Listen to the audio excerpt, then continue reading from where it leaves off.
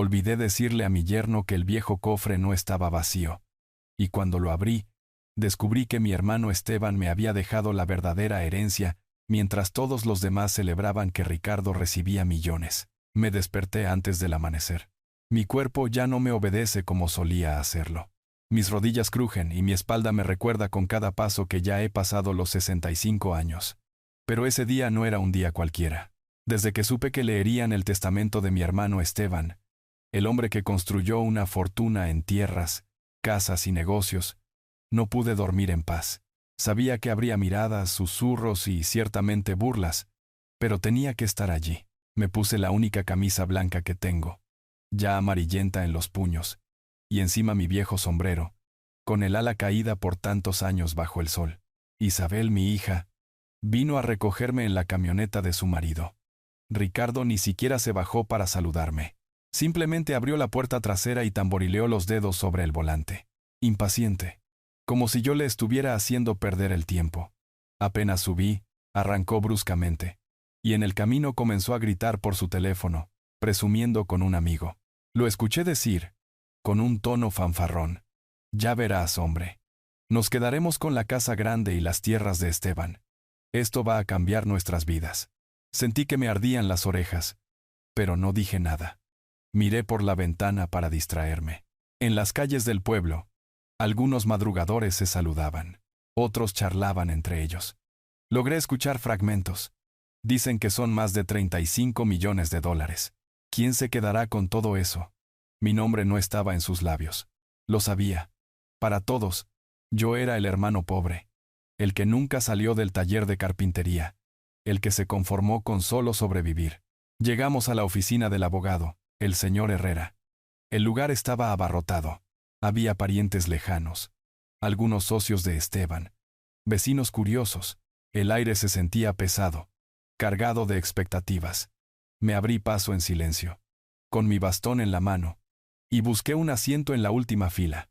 Ricardo, por otro lado, caminó con confianza hacia el frente y se sentó junto al escritorio del abogado, con Isabel a su lado, como si ya fuera el dueño del lugar. El abogado, un hombre mayor con el cabello blanco bien peinado, acomodó sus papeles y comenzó a leer. Su voz profunda resonó en la sala. Nombró los bienes uno por uno. La mansión en la ciudad, varios terrenos en las afueras, una colección de autos antiguos, cuentas bancarias, un fondo fiduciario. Todo, absolutamente todo, fue designado a mi hija y a Ricardo. Hubo murmullos, exclamaciones de sorpresa, incluso aplausos. Vi a Ricardo sonreír con satisfacción y apretar fuerte la mano de Isabel, como alguien que reclama la victoria. Me quedé quieto, con el corazón pesado en el pecho. No me sorprendía que Esteban confiara en su sobrina, pero sentí una punzada de amargura al ver a Ricardo regodearse, como si hubiera ganado una apuesta. El abogado hizo una pausa, miró un papel más pequeño, y con una sonrisa enigmática dijo, y finalmente, para su hermano menor Julián, deja un viejo cofre de madera. Por un segundo hubo un silencio total. Luego, las risas llenaron la sala. Sentí que mi cara se enrojecía. Ricardo se reclinó en su silla, soltó una risa burlona y murmuró lo suficientemente alto para que todos lo escucharan. Viejo inútil, no vales ni $1. Te mereces una pila de leña podrida. Algunos parientes se unieron a las risas. Otros fingieron simpatía, murmurando: qué triste, siendo hermanos de sangre. Pero nadie me defendió. Respiré hondo. Me levanté y caminé hacia el escritorio. Tomé el bolígrafo y firmé el documento para recibir el objeto ridículo que se me asignó. Sentí los ojos de todos clavados en mi espalda, cada mirada como una espina. Cuando el abogado cerró la carpeta, Ricardo se levantó, se acercó a mí y dijo en voz baja, casi en mi oído: ni se te ocurra reclamar nada más. Ahora nos pertenece a nosotros. Tú no cuentas. No respondí. Simplemente recogí el cofre. Era más pesado de lo que esperaba. La madera estaba gastada, las bisagras oxidadas. Lo cargué con esfuerzo, pero sin pedir ayuda. Salí a la calle, cegado por el sol del mediodía. El calor me hizo sudar al instante, y sentí las gotas correr por mi frente. A lo lejos, algunos transeúntes que habían escuchado la noticia señalaban el cofre y se reían entre ellos. Vi cómo Isabel, mi hija, bajaba la mirada, escondiéndose detrás de Ricardo, incapaz de encontrar mis ojos. Eso dolió más que la burla. Caminé lentamente hacia mi vieja camioneta, esa que apenas se mantenía unida con remaches y cinta adhesiva. Cada paso se sentía eterno, como si el peso del cofre estuviera hundiendo no solo mis hombros, sino mi alma. El sonido de las risas aún resonaba en mis oídos cuando abrí la puerta y coloqué el cofre en el asiento trasero. Respiré hondo. Me ajusté el sombrero y me dije a mí mismo que tenía que aguantar. Porque aunque todos veían a un viejo acabado con una caja de madera sin valor, yo todavía tenía un remanente de dignidad dentro de mí. Nadie me iba a quitar eso. Aseguré el cofre en la parte trasera de mi vieja camioneta. Lo até con una cuerda que había usado demasiadas veces, asegurándome de que no se moviera en el camino lleno de baches. El sol pegaba fuerte, y al inclinarme para apretar los nudos, sentí el sudor en mi frente. El cofre parecía pesar más que yo. No era solo la madera, era el peso de la vergüenza que cargaba con él. Arranqué el motor con dificultad. Tosió 2 veces antes de encender, como si la propia camioneta dudara en acompañarme en este viaje de regreso. Apenas había avanzado unos metros cuando escuché el rugido de un motor potente. Ricardo pasó a toda velocidad en su nuevo auto deportivo negro y brillante. Tocó la bocina insistentemente y bajó la ventanilla solo para gritar: «Cuidado con tu tesoro, viejo inútil. No lo vayas a perder». Su risa se mezcló con el rugido del motor mientras se alejaba a toda velocidad, dejándome tragando polvo. Apreté el volante con fuerza. No respondí. A mi edad, uno aprende que responder a un insulto solo alimenta al agresor. Pero dolió, y no fue poco. Al doblar la esquina, vi a un grupo de jóvenes sentados en la terraza de la cafetería del pueblo. Todos lo conocían. Todos sabían que él era el heredero rico ahora. Me vieron con mi camioneta maltrecha, con el cofre atado atrás, y estallaron en carcajadas. «Y miren al señor Julián», gritó uno. «Ahora es dueño de un ataúd vacío. Probablemente no haya nada ahí dentro más que clavos viejos». Y acerrín, agregó otro. Las risas continuaron hasta que los pasé. Fingí no escucharlos, pero cada risa taladraba mi pecho. Seguí conduciendo despacio. En el mercado improvisado junto a la plaza del centro, algunos vendedores levantaron la vista cuando pasó la camioneta. Una mujer le susurró a otra: «Pobre hombre, qué humillación. Recibir solo una caja cuando los otros reciben millones». No sé si lo dijo con lástima o crueldad, pero se sintió como una daga. Cuando llegué a mi calle, los vecinos ya lo sabían. El chisme viaja más rápido que el viento en estos pueblos pequeños. Doña Linda, la que siempre está barriendo su acera, me preguntó desde su puerta: «¿Y qué hay ahí dentro, Julián? ¿De verdad solo te dejaron eso?». No supe qué responder. Asentí con la cabeza y seguí sin detenerme. En la entrada de mi casa, Sara salió corriendo. Sus trenzas estaban un poco despeinadas y llevaba su muñeca de trapo. Se abrazó a mis piernas con fuerza y preguntó con sus grandes ojos inocentes: «Abuelo, ¿eso es un tesoro?». Me agaché con dificultad. Acaricié su cabello y forcé una sonrisa que me costó más que levantar el cofre. «Tal vez, mi niña, tal vez lo sea». Empujé el cofre hacia adentro. Las tablas del suelo de la sala crujieron bajo su peso. En ese momento, escuché la voz del viejo don Mateo, mi vecino de toda la vida, sentado en su mecedora a la sombra. Estaba fumando su cigarro y me dijo en un tono tranquilo: «No desprecies las cosas pequeñas, Julián. Pueden esconder lo que es grande». Levanté la vista y encontré su mirada. No sabía si lo decía para animarme o si realmente lo creía. Solo asentí, demasiado cansado para responder. Dentro de la casa, Isabel estaba en la cocina. Podía oler los frijoles en la olla y el aceite caliente. No levantó la vista cuando entré, ni me preguntó nada. Fingió estar ocupada, pero su silencio decía más que cualquier palabra. Ricardo, por supuesto, no estaba allí. Después de la lectura del testamento, se había ido a celebrar con sus amigos al bar del centro. El eco de las risas y el tequila lo acompañarían mientras yo, su suegro, cargaba un cofre vacío. Me desplomé en mi silla de madera, la que hice hace años en mi taller. Miré el cofre. La madera estaba descolorida, con manchas de humedad, y las bisagras parecían gastadas. Pasé la mano por la tapa, sintiendo las grietas. Me pregunté qué había estado pensando Esteban al dejarme esto. ¿Una broma? ¿Un gesto simbólico? No lo entendía. Sara, curiosa, se sentó en el suelo frente al cofre, lo golpeó suavemente con sus nudillos y se rió. Suena hueco, abuelo. Esa risa me atravesó como un rayo de ternura. No quería que viera la tristeza en mis ojos, así que miré hacia otro lado y me levanté. Arrastré el cofre a un rincón de la sala. Encontré la llave oxidada que me habían dado con él, y lo cerré con un clic. Luego escondí la llave debajo de mi almohada, como si estuviera protegiendo un verdadero tesoro. La tarde se hizo eterna. Afuera, los niños del vecindario jugaban a la pelota, y cada vez que golpeaba mi pared, escuchaba el eco de sus gritos. Adentro, el silencio era pesado. Solo Sara parloteaba, cantando una canción que había aprendido en la escuela. Cuando cayó la noche, el viento sopló fuerte. Se colaba por las rendijas de las ventanas y hacía mover las cortinas como fantasmas. Me acosté en mi cama, pero el sueño no llegaba. Cerré los ojos y vi de nuevo la sonrisa de Ricardo, su mueca triunfal, la forma en que me llamó inútil frente a todos. A medianoche, el ladrido de mi perro me sobresaltó. Me levanté y miré por la ventana. Una camioneta oscura pasaba lentamente por la calle, sus neumáticos crujiendo en la grava. Los faros iluminaron mi casa por un instante y luego desaparecieron. No reconocí el vehículo, pero un mal presentimiento perduró. Volví a la cama. Sara dormía profundamente a mi lado porque Isabel le había dejado quedarse conmigo esa noche. La niña abrazaba fuerte a su muñeca. Su respiración era constante, su mejilla rosada por el calor de la manta. La observé un rato. En ella, encontraba mi única paz. Apagué la lámpara y cerré los ojos, aunque el sueño seguía sin venir. Solo me repetía la misma pregunta. ¿Es este cofre una carga inútil, o esconde algo que simplemente no puedo ver todavía?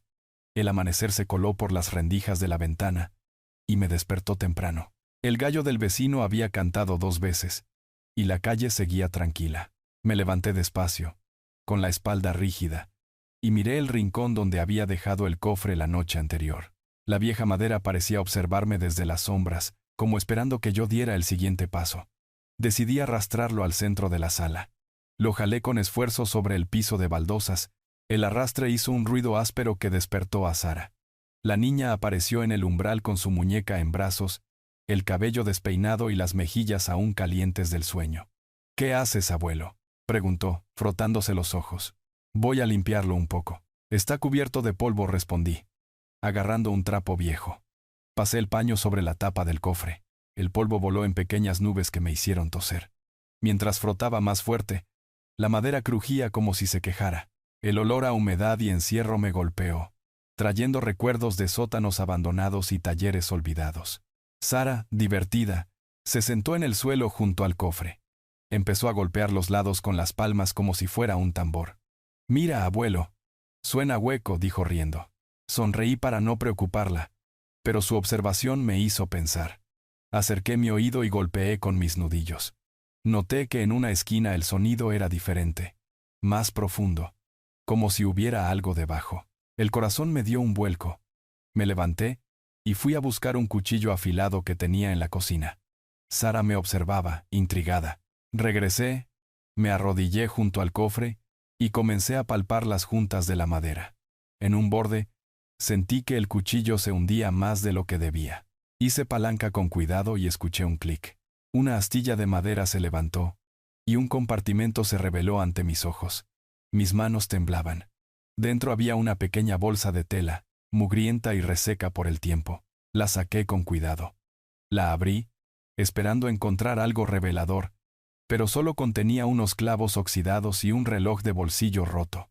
El vidrio estaba agrietado. Las manecillas se detuvieron en alguna hora desconocida. Suspiré con decepción. «Solo basura», murmuré.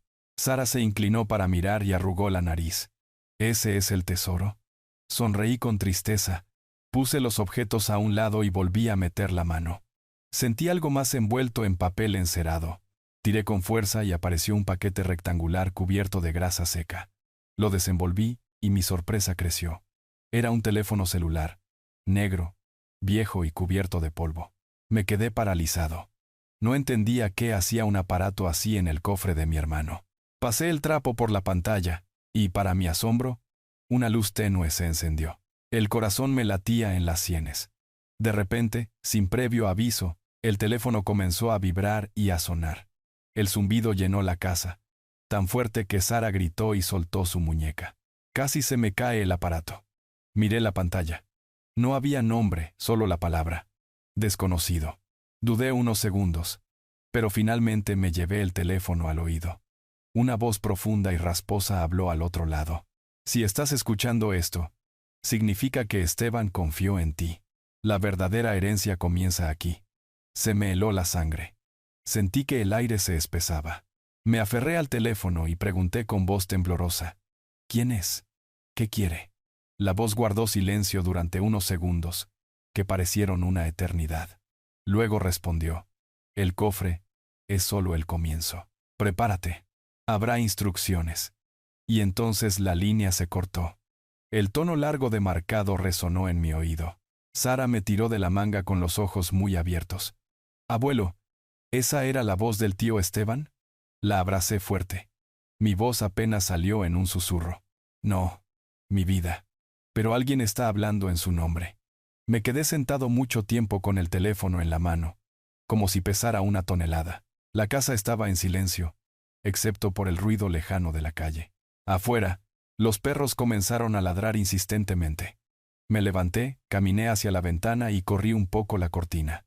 En la esquina, a la sombra de un poste de luz, distinguí la silueta de un auto negro, detenido. Podría jurar que era el auto de Ricardo. El vehículo se quedó unos segundos, y luego se alejó lentamente, con las luces apagadas. Sentí un escalofrío recorrer mi espalda. Cerré la cortina rápidamente. Abracé a Sara de nuevo, y traté de actuar con calma. Pero en el fondo, sabía que algo grande acababa de comenzar, y que el cofre que todos despreciaban escondía un secreto mucho más pesado que cualquier herencia en billetes o propiedades. Esa noche me fui a la cama, pero no tenía sueño. Dejé el teléfono en la mesita de noche junto a mi cama, como quien custodia un objeto extraño, sin saber si traería consuelo o problemas. La luz de la lámpara daba en la pantalla oscura, y sentía que podría empezar a vibrar de nuevo en cualquier momento. No había pasado ni media hora desde que me acosté, cuando el dispositivo comenzó a zumbar. El sonido, ronco y constante, rompió el silencio de la casa. Mi corazón se aceleró. Tomé el teléfono con manos temblorosas y contesté. ¿Quién es? Susurré, casi sin voz. La misma voz profunda y rasposa llegó del otro lado. No saludó. No explicó nada. Solo dijo en un tono seco: mañana, ve a las afueras del pueblo, al viejo almacén junto a las vías del tren. Lleva la llave del cofre. No se lo digas a nadie. Intenté preguntar más. Espera, ¿qué? ¿Por qué yo? ¿Qué hay ahí? Pero la línea se cortó de inmediato. Me quedé con el teléfono pegado a la oreja, escuchando solo un tono sordo que me taladraba la cabeza. Puse el teléfono debajo de mi almohada. Cerré los ojos, pero el sueño no venía. La voz de ese hombre, o lo que fuera, seguía resonando dentro de mí. Era alguien que trabajaba con Esteban. ¿Un cómplice?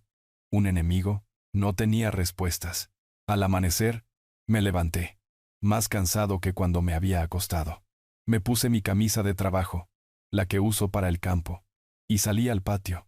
El aire de la mañana era fresco, pero no lograba calmarme. Revisé mi camioneta. Los neumáticos, la gasolina, las cuerdas que sujetarían el cofre. Sabía que iba a ser un día largo. Guardé el teléfono en el bolsillo interior de mi chaqueta y entré a buscar las llaves. Justo entonces, Sara salió corriendo de la cocina. Sus trenzas estaban recién hechas, y sostenía su muñeca de trapo. Abuelo, ¿a dónde vas? Llévame contigo. La abracé fuerte. Me miró con esos ojos inocentes que siempre me desarman. No, mi amor. Quédate con tu mamá. El abuelo volverá pronto. Me siguió hasta el portón, insistiendo, pero finalmente se quedó allí parada, viéndome cargar el cofre en la camioneta. Justo cuando estaba atando las cuerdas, escuché una voz familiar detrás de mí. Todavía con esa caja inútil, era Ricardo. Llevaba un traje de color claro, zapatos lustrados, y sostenía un sobre con sellos oficiales. Era la escritura de las tierras que acababa de heredar. La sostuvo en alto como para restregármela en la cara. Deberías usar esa leña para calentar tu chimenea. No sirve para nada más. No respondí. Me subí a la camioneta y arranqué sin mirarlo. En el espejo retrovisor, lo vi parado allí, con los brazos cruzados, mirándome con sospecha, como alguien que intuye que se está perdiendo de algo.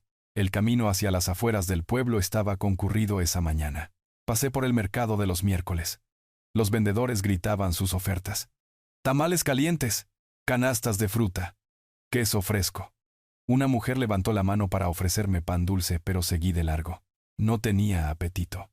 En la plaza del pueblo, un grupo de niños jugaba a las canicas. Se reían a carcajadas.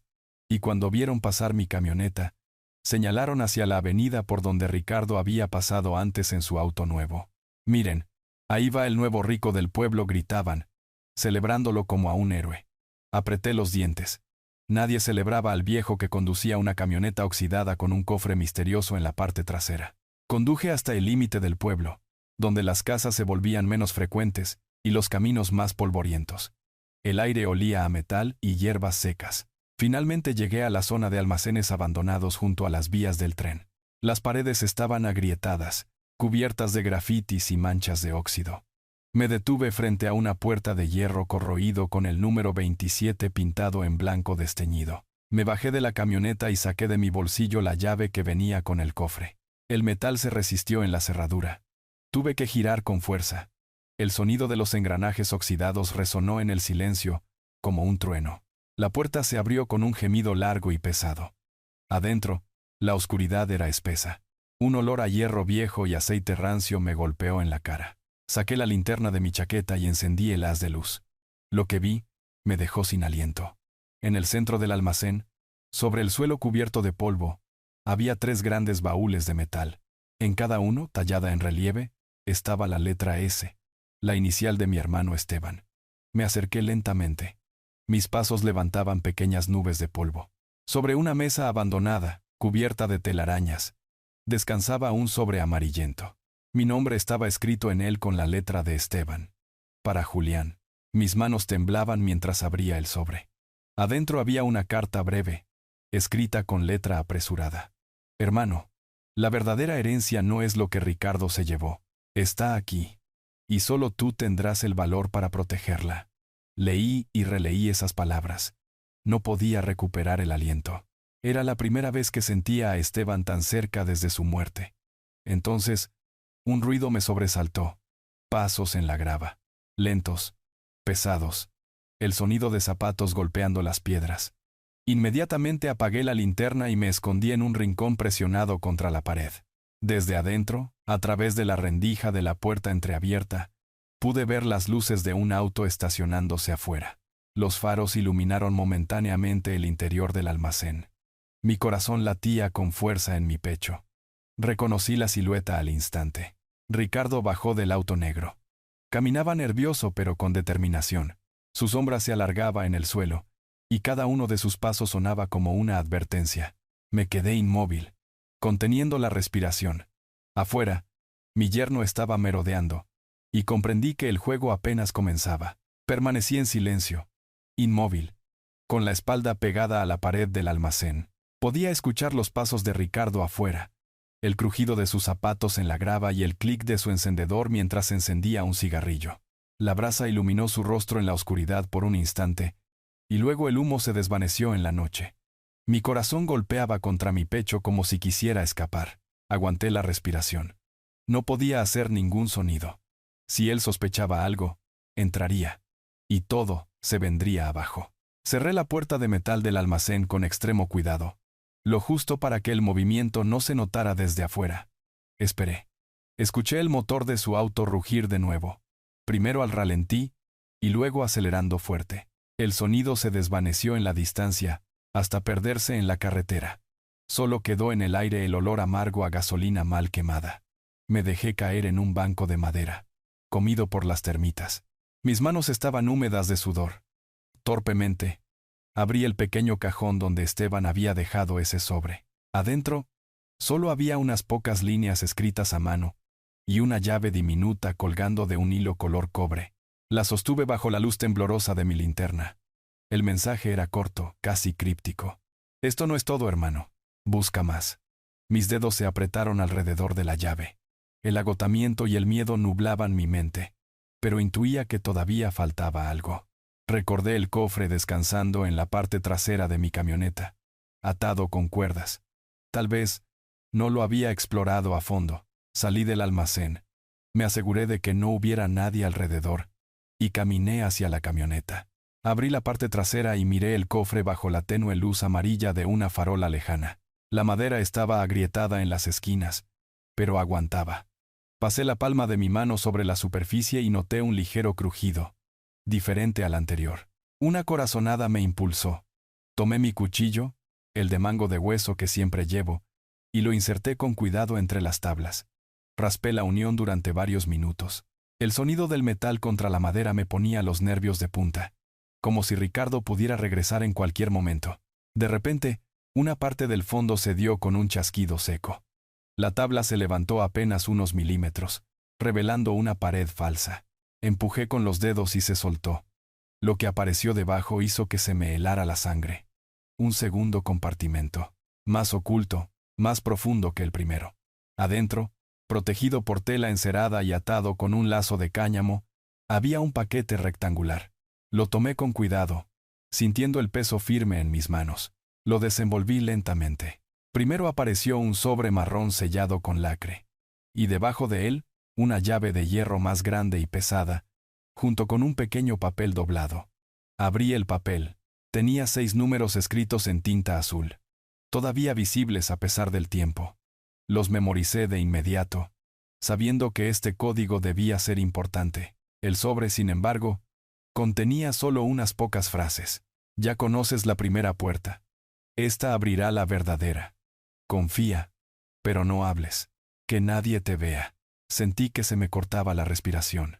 Todo lo anterior, los clavos oxidados, el reloj roto, incluso el teléfono, parecía una prueba, un preludio.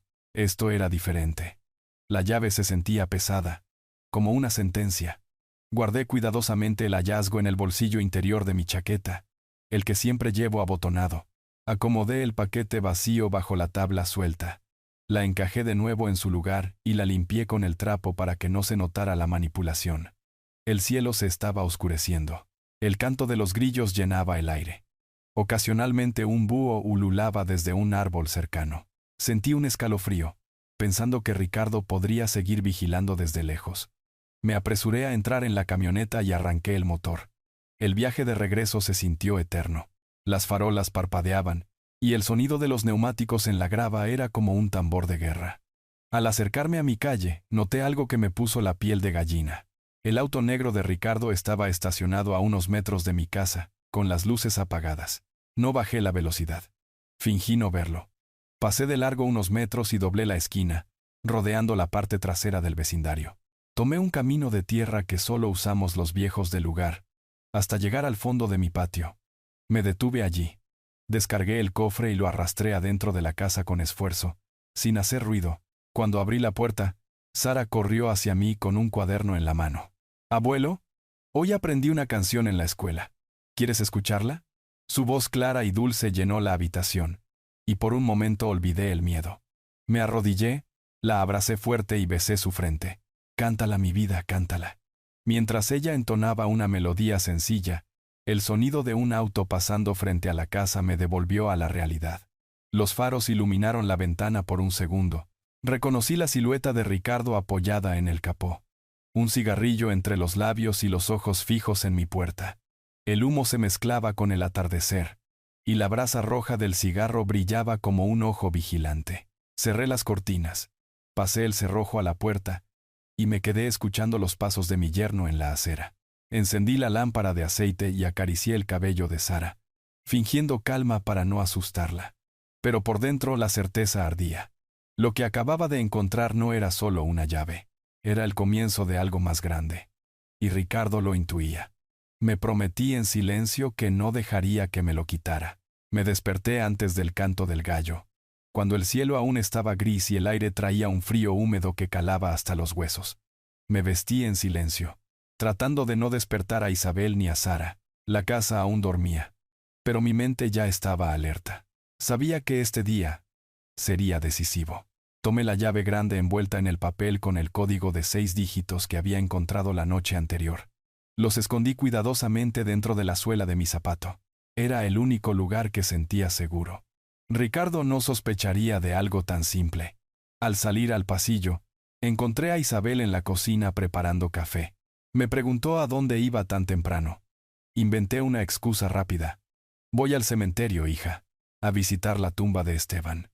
Hace tiempo que no paso por allí. Me miró con cierta tristeza, pero no insistió. Sabía que mis silencios eran parte de mi carácter. Lo que no sabía era que esta mentira era necesaria para protegerla. Arranqué la camioneta. El motor protestó con un par de explosiones antes de encender. Tomé el camino hacia las afueras, como si realmente fuera al cementerio. Pero después de un par de kilómetros, me desvié por un sendero polvoriento que llevaba a una zona abandonada cerca de las vías del tren. Ese lugar tenía un aire de abandono. Vagones oxidados descansaban en fila, cubiertos de grafitis y maleza. Las estructuras de metal crujían con el viento, como si aún recordaran el peso de los trenes que ya no pasaban. Allí, según el sobre de Esteban, debía encontrar la entrada. Caminé a pie entre los hierros retorcidos hasta encontrar una puerta de metal marcada con un número casi borrado pero aún visible bajo la pintura desteñida. El mismo que había leído en las instrucciones. Me arrodillé. Saqué la llave grande y la metí en la cerradura. El metal gimió con un sonido áspero que me hizo temer que todo el pueblo pudiera escucharlo. Tuve que girar 2 veces, con fuerza, hasta que la cerradura cedió de golpe. La puerta era tan pesada como una lápida. La empujé despacio y una nube de polvo se levantó en el aire, haciéndome toser. Encendí mi linterna y di el primer paso hacia adentro. El espacio era amplio, mucho más grande que el almacén anterior. El haz de luz iluminó 3 baúles de metal, perfectamente alineados en el centro de la sala. Cada uno tenía estampada la letra S, grabada con firmeza. El silencio adentro era tan espeso que podía escuchar los latidos de mi propio corazón. Me acerqué al primer baúl. Estaba sellado con una tira de papel encerado y un sello de tinta roja. Rompí el sello con manos temblorosas y levanté la tapa. Mis ojos quedaron deslumbrados. Adentro, había lingotes de oro perfectamente apilados, brillando bajo el haz de la linterna. El resplandor era casi cegador. Toqué uno. Estaba frío, sólido, tan pesado que apenas pude levantarlo unos centímetros. Lo cerré con cuidado y pasé al segundo baúl. El olor a papel nuevo me golpeó de inmediato. Pilas de billetes de dólares, sujetos con bandas elásticas, llenaban todo el espacio. Apreté uno entre mis dedos y sentí el crujido nítido del papel. El aroma a tinta y celulosa era inconfundible. El tercer baúl guardaba documentos, carpetas con escrituras de propiedad, mapas marcados con símbolos, libros de contabilidad, e incluso cartas sin terminar. Reconocí la letra de Esteban en algunas de las páginas. Era como si mi hermano me hablara desde el más allá. En una mesa cercana, cubierta de polvo y telarañas, había un cuaderno encuadernado en cuero. En la portada, escrito con caligrafía firme, se leía: «Para Julián, de tu hermano Esteban». Me senté y abrí el cuaderno. En las primeras páginas, Esteban relataba su vida de negocios, las alianzas, los riesgos, los enemigos. Había cuentas detalladas, nombres de socios, incluso advertencias sobre personas que habían intentado engañarlo. Pero en una página especial, escrita con tinta más oscura, encontré estas palabras: «Julián, tú eres quien guarda la llama de la familia. Ricardo solo sabe destruir. Esta riqueza no es para él. Úsala bien. No te dejes tentar por el orgullo o el miedo. El destino de nuestra familia está en tus manos». Leí y releí esas frases. El nudo en mi garganta me impedía respirar con normalidad. Por primera vez, comprendí que Esteban había visto más allá de lo obvio, que su aparente desprecio en el testamento público era una trampa para Ricardo y una prueba para mí. Me quedé allí inmóvil, mirando los lingotes, los billetes y los papeles. La luz que entraba por las rendijas de la puerta se reflejaba en el oro, llenando la sala de destellos dorados. Parecía un sueño imposible, pero el sueño se rompió en un instante. A lo lejos, escuché el inconfundible sonido de un motor, débil al principio, luego cada vez más cerca. Mi cuerpo se tensó. Inmediatamente apagué la linterna y cerré los baúles lo más rápido que pude. Volví a poner el cuaderno en su lugar. Cerré la tapa del último baúl y empujé la puerta para que quedara apenas entreabierta. El ruido creció hasta ser ensordecedor. Un auto se detuvo justo frente al almacén. No tuve que mirar para saber quién era. Reconocí el ronroneo profundo del motor de Ricardo. Me escondí detrás de una columna de hierro, conteniendo la respiración. A través de la rendija de la puerta, vi la silueta oscura de su auto negro. Los faros cortaban el camino polvoriento. La puerta del conductor se abrió de golpe. Ricardo bajó con pasos apresurados. Su chaqueta clara contrastaba con la penumbra, y su andar nervioso lo delataba. Miraba de un lado a otro, como un sabueso tras un rastro. Mi corazón latía tan fuerte que temía que él pudiera escucharlo. Cerré los ojos un momento, y recé en silencio, pidiendo fuerzas. Sabía que este encuentro ya no podía evitarse. Ricardo me había seguido hasta aquí, y ahora estaba a un paso de descubrir lo que Esteban había querido mantener fuera de sus manos. Y yo, un hombre de 65 años, tenía que decidir en ese instante cómo proteger el legado de mi hermano. Me senté en la mesa de madera del almacén, con el corazón aún golpeando como un martillo. El polvo se levantaba en pequeños remolinos cada vez que pasaba las páginas del cuaderno de cuero. Lo abrí con manos temblorosas. En la primera página, escrito con tinta firme, reconocí la letra de mi hermano. Para mi hermano Julián. Sentí un nudo en la garganta. Pasé mis dedos sobre las letras como si pudiera sentir su voz. Era la primera vez desde su muerte que lo sentía tan cerca. Leí despacio, como quien bebe agua gota a gota. Julián, he visto demasiada codicia en mi vida. La riqueza es un imán para las peores almas. Ricardo es una de ellas. Por eso decidí dejarle la herencia pública, la que todos pueden ver, como cebo para atrapar su ambición. Pero a ti, hermano, a ti te dejo lo que es real. Tú, que nunca codiciaste lo que no era tuyo, que trabajaste con tus propias manos. Eres el único que merece esta confianza. Tuve que cerrar los ojos para que las lágrimas no emborronaran las letras. Mi hermano me conocía mejor que yo mismo. Siempre pensé que me había olvidado, que su fortuna lo había alejado. Y ahora entendía. Todo había sido un plan. Un acto de fe en mi sencillez. Pasé la página. Allí encontré listas detalladas de inversiones, nombres de socios, fechas de transacciones. También había mapas de tierras en Sonora, con marcas rojas indicando minas y parcelas ocultas. Todo estaba escrito con precisión, como si supiera que algún día yo tendría que continuar su trabajo. Junto al tercer cofre en un estante, encontré una pequeña caja de terciopelo. La abrí y descubrí una pluma de plata con su nombre grabado. Esteban. La sostuve entre mis dedos. El metal frío envió un extraño calor a través de mi pecho. Saqué una hoja de papel en blanco y firmé mi nombre con esa pluma.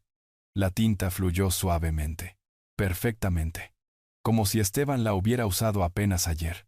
De repente, un ruido me sacó de mis pensamientos. Afuera, en la grava, escuché pasos. Un crujido seco, repetido, acompañado por el raspado de una suela en la tierra.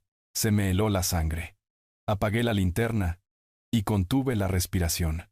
Me acerqué lentamente a la puerta entreabierta. A través de la rendija, vi las luces de un auto que acababa de detenerse. Los faros barrieron la entrada del almacén. El motor permaneció encendido unos segundos antes de apagarse. Lo reconocí al instante. El auto negro de Ricardo. La puerta del vehículo se cerró de golpe. Vi la silueta de mi yerno bajar, encender un cigarrillo y dar una calada profunda. El resplandor rojo iluminó su rostro por un instante. Se quedó allí parado, mirando alrededor con ojos de depredador, buscando cualquier movimiento, cualquier señal. El sonido de sus pasos en la grava resonaba en mis oídos, sonando cada vez más cerca. Estaba atrapado. Si entraba, descubriría todo. Sentí el sudor correr por mi espalda. Entonces recordé algo. Metí la mano en el bolsillo interior de mi chaqueta y saqué el segundo sobre que había encontrado en el cofre. Lo rasgué y allí, en letras pequeñas, Esteban había escrito: si Ricardo sospecha, guíalo al almacén número 15. Un plan. Incluso para esto. Mi hermano había predicho que Ricardo no tardaría en seguirme. Decidí actuar de inmediato. Cerré con cuidado el cuaderno de cuero y lo escondí bajo la tapa del segundo cofre.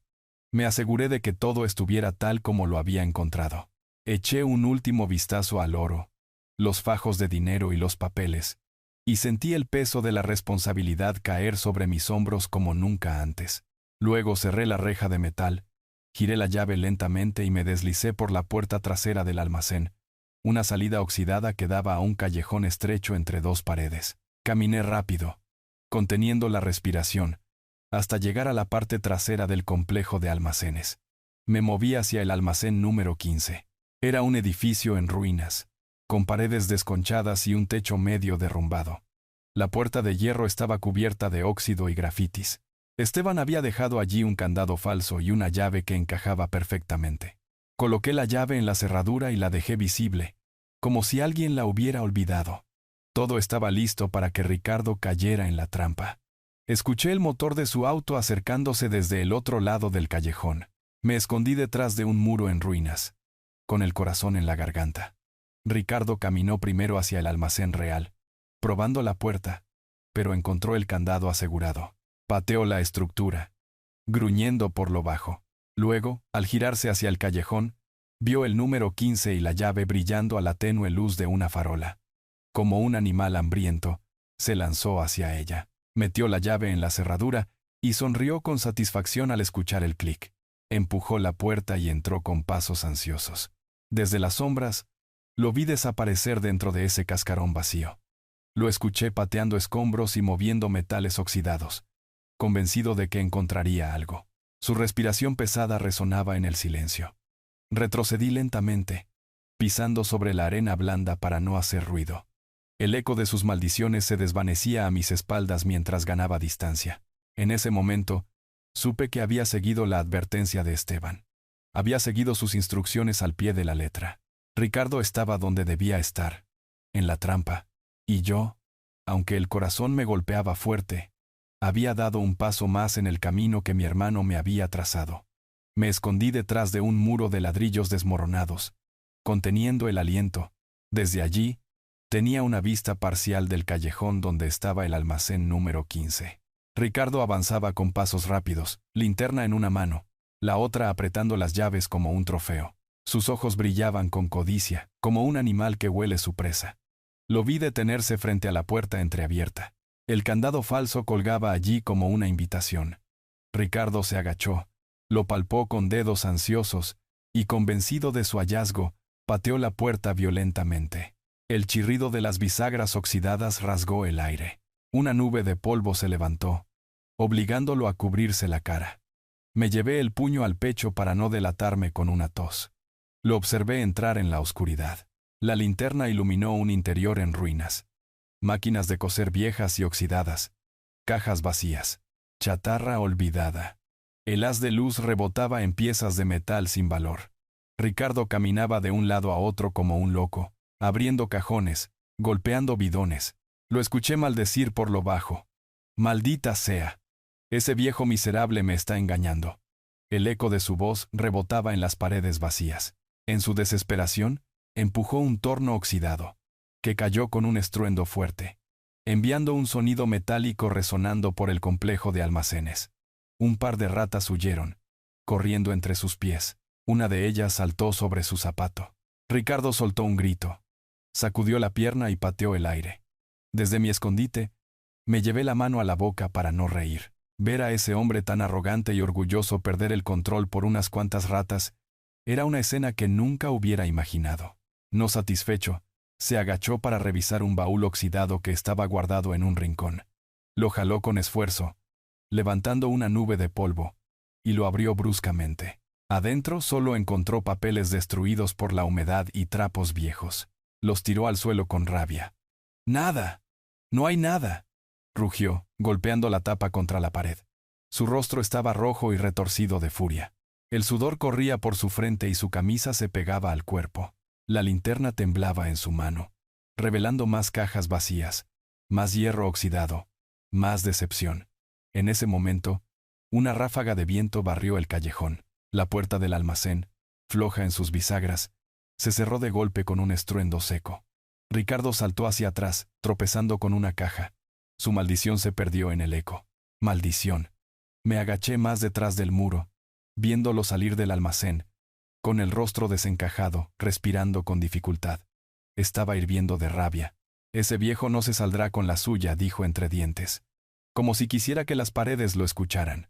Lo vi encender otro cigarrillo, dar una calada profunda y exhalar el humo con frustración. Miró de un lado a otro, como buscando mi silueta. Di unos pasos hacia atrás en la sombra para no ser visto. Finalmente, se subió a su auto y lo arrancó bruscamente. Los neumáticos levantaron piedras y polvo mientras giraban en la grava. El rugido del motor se desvaneció hasta que solo quedó el silencio de la noche. Me quedé quieto unos minutos, asegurándome de que no regresara. Luego, caminé hacia el almacén real. Aseguré el candado. Revisé los bordes de la puerta para confirmar que todo estuviera en orden y guardé la llave en su lugar seguro. Sentí una oleada de alivio, aunque fue breve. Sabía que Ricardo pronto volvería a sospechar, que seguiría cazándome como un perro. Pero esta noche, había ganado algo de tiempo. En el camino de regreso, conduje despacio por el camino de tierra. Los faros de la camioneta apenas iluminaban unos metros adelante. Estaba exhausto, pero el pensamiento de Sara me mantenía alerta. Cuando llegué al pueblo, el ajetreo había terminado. Las calles estaban casi vacías, excepto por un par de borrachos discutiendo en la esquina del bar. Decidí parar en la tienda de doña Clara. La campanilla de la puerta sonó cuando entré. «Don Julián», exclamó la mujer, sorprendida. «Hace mucho que no lo veía tan tarde. Solo vine por un poco de pan dulce para mi nieta», dije, tratando de sonreír. Me entregó una bolsa con piezas recién horneadas. El aroma tibio y dulce me trajo un poco de paz. «Me alegra verlo bien. Se le ha visto preocupado últimamente». Le pagué y salí con la bolsa en la mano, apretándola contra mi pecho como un talismán. Cuando finalmente llegué a mi casa, Sara me estaba esperando en la sala, ya en pijama. Corrió hacia mí. Me abrazó fuerte y preguntó con voz emocionada: «¿Me trajiste algo, abuelo?». Saqué la bolsa y sus ojos se iluminaron. Se sentó a la mesa y comenzó a comer, riendo. La observé con ternura, pensando en lo cerca que había estado de perderlo todo. Me fui a la cama tarde esa noche. Revisé las cerraduras. Miré por la ventana varias veces para asegurarme de que Ricardo no estuviera cerca. Pero en el fondo, sabía que esto no había terminado. Ricardo no era del tipo que se rinde. Y aunque había caído en la trampa, la próxima vez vendría con más rabia, más peligro. Finalmente me acosté, escuchando la respiración tranquila de Sara en la habitación de al lado. Cerré los ojos con una certeza que me helaba la sangre. Había pasado una prueba difícil. Sí, pero la verdadera guerra apenas comenzaba. Habían pasado unos días desde el incidente en el almacén falso. Traté de vivir la vida con normalidad, regando el pequeño jardín del patio, arreglando las viejas bisagras de la puerta, acompañando a Sara al mercado cuando Isabel no podía. Pero por dentro, sabía que la calma era un disfraz frágil. Ricardo no había dado la cara, y esa ausencia era más inquietante que su presencia. Una tarde, mientras el sol se ponía lentamente y el calor del día se aferraba a las paredes, alguien golpeó violentamente mi puerta principal. No era un toque normal. Eran golpes duros, insistentes, como alguien que no pedía permiso sino exigía entrar. Abrí con cautela, y allí estaba Ricardo. Su rostro era duro, su mandíbula tensa, sus ojos brillaban con un fuego extraño. En su mano, llevaba una botella de tequila sin abrir, que sostenía en alto como una falsa bandera de amistad. «Suegro», dijo, forzando una sonrisa torcida, «vine a brindar por la familia». No esperó mi respuesta. Se abrió paso hacia adentro, como si fuera el dueño del lugar. Caminó hacia la mesa de la sala, golpeó la botella contra la superficie y buscó 2 vasos en la vitrina como si fuera su propia casa. Lo seguí con la mirada, sin decir una palabra. Destapó la botella. El fuerte aroma a tequila llenó el aire de inmediato. Sirvió 2 tragos generosos. Me tendió uno y levantó el suyo. Por Esteban brindó, aunque su voz sonaba hueca. Apenas tomé un sorbo. Él vació su vaso de un trago. Pude ver su mano temblar cuando volvió a llenar su copa. Sus ojos no se quedaban quietos. Escaneaban la habitación, deteniéndose en el cofre en el rincón, en las cortinas, en mis manos. De repente, sin previo aviso, golpeó su vaso contra la mesa con un estruendo que me hizo saltar. El líquido salpicó la madera. Su respiración era pesada. «¿Qué estás escondiendo, viejo?», escupió, inclinándose hacia mí. «Sé que ese cofre guarda más que clavos oxidados». El silencio se volvió pesado. Me levanté lentamente, caminé hacia la ventana y la abrí. El aire fresco entró y movió las cortinas, pero no despejó la tensión. Miré hacia afuera, al patio soleado, y luego volví mi mirada a Ricardo. No dije nada al principio. Isabel apareció en la cocina, habiendo escuchado el estruendo. Sus manos estaban mojadas de lavar los platos, con su delantal todavía puesto. «Ricardo, basta», suplicó. «No molestes a mi padre». Él se dio la vuelta, furioso, y con un gesto brusco, apartó la mano de mi hija. «Tú no te metas, Isabel. Esto es entre tu padre y yo». Ella retrocedió, con los ojos húmedos, sin atreverse a decir más. Ricardo avanzó hacia mí, el fuerte olor a alcohol envolviéndolo. Sus pasos pesados resonaban en el piso de madera. No retrocedí. Lo miré directamente a los ojos, con calma, aunque por dentro mis entrañas ardían. «Todo lo que tienes», dije con voz firme, «son casas, tierras y autos. Pero lo que yo tengo es la confianza de Esteban. Eso es algo que nunca tendrás». Por un segundo, se quedó quieto, como si mis palabras lo hubieran atravesado. Luego apretó los dientes con rabia. Su rostro se retorció en una máscara de odio. «Viejo terco, vas a pagar por esto». Cerró la puerta de un golpe al salir, tan fuerte que toda la casa vibró. Escuché el rugido de su auto al arrancar, y el chirrido de los neumáticos levantando polvo en la calle. El silencio que quedó fue más insoportable que sus gritos. Isabel se derrumbó en una silla, cubriéndose la cara con las manos. Sus sollozos estaban llenos de vergüenza, miedo y agotamiento. Me dolía verla así, atrapada entre el amor ciego por su marido y la lealtad a su padre.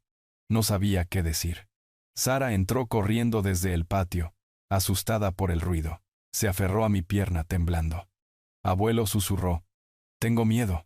La tomé en brazos, la abracé fuerte y acaricié su cabello. «Está bien, mi vida. Nada te hará daño aquí». Pero por dentro, sabía que no podía garantizar eso. Ricardo había cruzado una línea. Ya no era solo codicia, ahora era odio personal, dirigido a mí. Esa noche, después de acostar a Sara y asegurar las ventanas, me senté solo a la mesa de la cocina. La botella de tequila seguía allí, medio vacía. El vaso aún mostraba sus huellas dactilares. Miré el cofre en la penumbra. No era solo un objeto, era la causa de todo lo que estaba pasando. Pensé en Esteban y sus advertencias. Pensé en Ricardo, cómo la ambición lo estaba consumiendo, convirtiéndolo en una sombra de sí mismo. Y pensé en mi hija, atrapada en medio de esta tormenta. Respiré hondo. Supe entonces con certeza que lo que venía sería definitivo. Ricardo no se detendría. Y yo, aunque viejo, tendría que estar listo para el enfrentamiento final. Las noticias viajan más rápido que el viento en un pueblo pequeño. No pasó mucho tiempo antes de que los rumores sobre Ricardo llegaran a mis oídos. Decían que había empezado a vender las tierras que Esteban le había dejado, convencido de que un nuevo proyecto minero de plata lo haría millonario en unas pocas semanas. Cada vez que iba al mercado escuchaba la misma charla. «Ese Ricardo va a ser más rico que Esteban», murmuraban algunos, levantando una ceja con envidia. Escuchaba en silencio, sin ofrecer una opinión. Conocía demasiado bien a mi yerno para saber que todo esto era solo otra trampa de la ambición. Los bares estaban llenos de voces emocionadas. Hombres asegurando que Ricardo tenía información privilegiada, que pronto la riqueza de la familia se multiplicaría. Él mismo se paseaba por el pueblo como un conquistador, prometiendo negocios a todos, invitando rondas de tequila como si ya estuviera nadando en dinero. Pero la realidad golpeó más fuerte que cualquier resaca. Unas semanas después, la noticia se extendió como la pólvora. El supuesto inversor del proyecto desapareció de la noche a la mañana, llevándose todo el capital con él. Estaba en la plaza del pueblo cuando escuché a un hombre leer un anuncio pegado en la puerta de la alcaldía. El banco anunciaba embargos. La lista incluía el nombre de Ricardo y la dirección de la casa grande de la que tanto presumía ser dueño. Esa misma tarde, caminé lentamente hasta la entrada de la mansión. Allí, en la reja de hierro, un papel blanco con letras rojas ondeaba. Embargado. Un símbolo de ruina para el hombre que, Apenas unos días antes, creía ser dueño de todo. Ricardo estaba sentado en medio del patio, con la camisa abierta y la botella de tequila casi vacía. Su rostro estaba rojo, sus ojos hundidos. Maldecía a todos. Al banco, al socio, a quien lo había engañado, al destino, incluso a Esteban y a mí. Estrellaba botellas contra el suelo, el vidrio volando como pedazos de su orgullo destrozado. Los vecinos se reunían detrás de las rejas. Susurraban entre ellos. Del cielo al suelo. Así terminan los que no respetan a la familia. No dije nada. Me quedé allí unos momentos, observando el triste espectáculo. El hombre que había creído estar en la cima, reducido a gritar obscenidades entre ruinas. Al caer la noche, Isabel apareció en mi puerta, con los ojos hinchados de llorar y las manos llenas de maletas. Sara la seguía, abrazando a su muñeca de trapo. Papá dijo, con la voz rota, no puedo más con esto. No quiero que Sara crezca entre gritos y deudas. Las recibí sin dudarlo. Abrí las puertas de mi hogar, dejé las maletas junto a la pared y preparé la pequeña habitación junto a la cocina para ellas. Sara corrió hacia mí. Se lanzó a mis brazos y escondió su cara en mi pecho. Sabía que había tomado la decisión correcta. Este hogar sería su refugio. Mientras Isabel se instalaba, los gritos de Ricardo aún podían escucharse a lo lejos, como los lamentos de un animal herido. Pero nadie fue a consolarlo. Ni sus supuestos amigos de borrachera, ni los socios que habían hecho promesas vacías. Todos lo habían abandonado. Esa noche, encendí la lámpara de aceite. Los tres nos sentamos alrededor de la mesa de madera. Partí el pan dulce que había comprado en la tienda y serví tazas de chocolate caliente. El aroma llenó la habitación. Sara se rió al mancharse los labios de espuma. Era la primera vez en días que la escuchaba reír con tanta alegría. La observé y sentí que el peso de los últimos meses se aligeraba un poco. Tal vez todo ese sufrimiento había valido la pena para llegar a este momento. La familia unida, lejos de la sombra de Ricardo. Pero la calma no duró. A la mañana siguiente la policía llegó al pueblo. Los rumores sobre el fraude del proyecto minero habían llegado a las oficinas estatales. Ricardo no solo estaba endeudado, también estaba acusado de lavado de dinero y de involucrarse en negocios sucios. Observé desde mi ventana cómo se resistía, tropezando mientras los oficiales intentaban esposarlo. Gritó mi nombre, insultó a todos, trató de convencer a Isabel de que lo defendiera. Nadie le prestó atención. Finalmente lo metieron en la patrulla, con las manos atadas y su dignidad hecha pedazos. Los vecinos observaban desde las aceras, algunos con alivio, otros con desprecio. Nadie lloró por él. En esos rostros se podía leer un mensaje claro: cosechas lo que siembras. Esa tarde, cuando el pueblo volvió a su rutina y el eco de la patrulla desapareció, me senté de nuevo a la mesa con mi hija y mi nieta. El silencio en la casa ya no era pesado.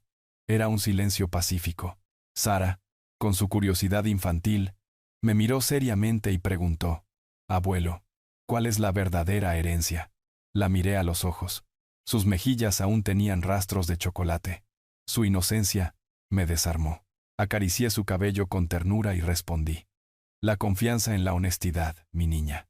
El dinero desaparece, pero esas cosas duran para siempre». Ella sonrió y volvió a su pan dulce, tranquila. Encendí la lámpara de aceite. La luz dorada iluminó nuestros rostros. Vi a Isabel relajada por primera vez en mucho tiempo, y a Sara riendo con su inocencia intacta. Sentí una profunda serenidad. Allí, en mi humilde hogar, comprendí que el verdadero tesoro no eran los lingotes de oro, ni los billetes ocultos. El verdadero tesoro era ver a mi familia reunida, a salvo, lejos de la codicia que había destruido a Ricardo. Y por dentro, supe que a partir de este día, comenzaríamos una nueva vida, construida sobre las únicas cosas que nunca pueden ser embargadas: amor, confianza y honor. Si esta historia te conmovió, te invito a suscribirte a Historias de Venganza de William. Deja tu comentario y comparte el video para que más personas puedan conocerla. De esta manera, nos apoyas para seguir contando historias que tocan el corazón. Que Dios bendiga tu vida y a tu familia. Con salud, paz y esperanza.